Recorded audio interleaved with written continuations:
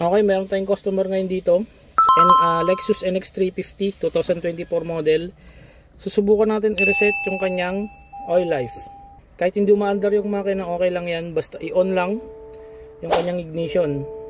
Okay, so punta ka lang dito sa kanya pinaka screen.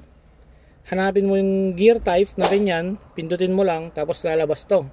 Punta ka dito sa car personalization. Utility. Ito, utility.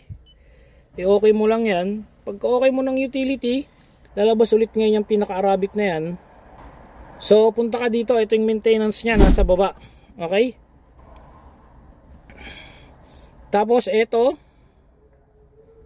Translate ulit natin. Hindi ko kasi mahanap. Oil maintenance. I-okay mo lang yan. Tapos, magtatanong siya ngayon.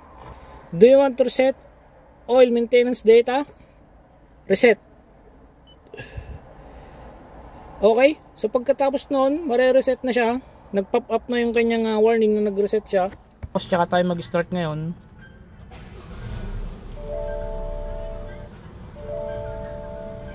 Hintayin lang natin. So, ayan. Na-reset na siya. 10,000 km ulit bago siya mag-warning.